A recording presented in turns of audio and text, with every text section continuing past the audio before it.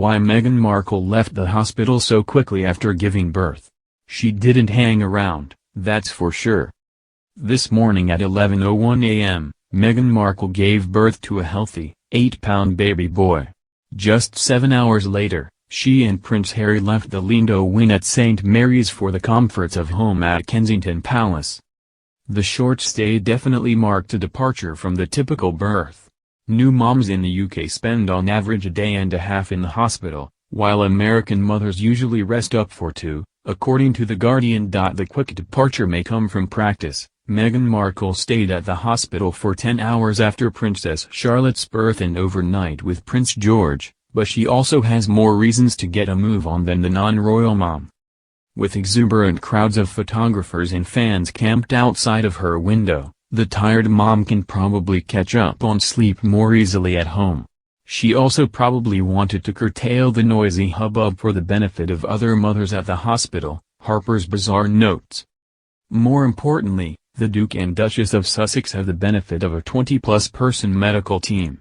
Consultant obstetrician Guy Thorpe-Beeston and consultant gynecologist Alan Farthing oversaw the birth, The Telegraph reports, but additional pediatricians, midwives, anesthetists, lab technicians, and other medical experts remain on standby in case any problem should arise. The couple doesn't need to remain in the maternity ward for top-notch care. In fact, many media sources like Vogue speculated earlier in the pregnancy that Meghan would give birth at home so she could avoid the media spectacle. The rumors alleged she wanted to spend time with her newborn and family without having to make an appearance right away. Of course, the family ultimately opted to travel to the Lindo wing and do the traditional photo op afterwards. While her stunning makeup, blowout, and red Jenny Packham maternity dress wowed the crowds, Kate can now go home and put on the comfiest sweatpants she owns. She's definitely earned it. Kate Middleton is not like most moms.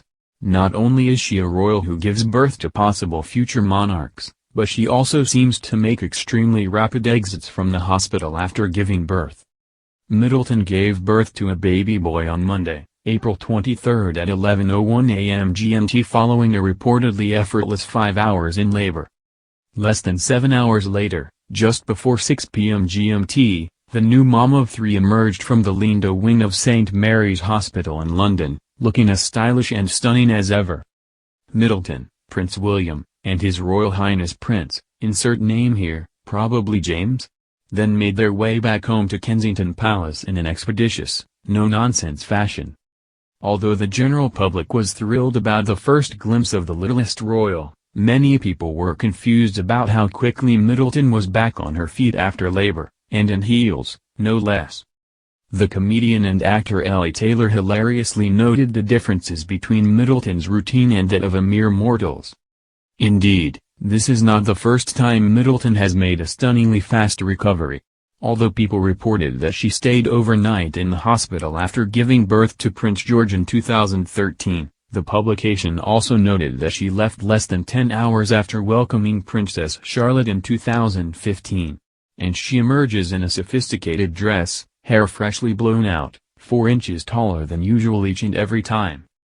Some people, including many moms, pointed out that labor is different for every person, and that Middleton may simply have an easier recovery than most.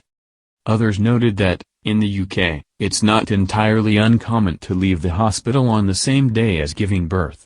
In fact, according to a 2016 article from The Guardian, new moms in the UK average the shortest postpartum hospital stay of any high-income country, about a day and a half.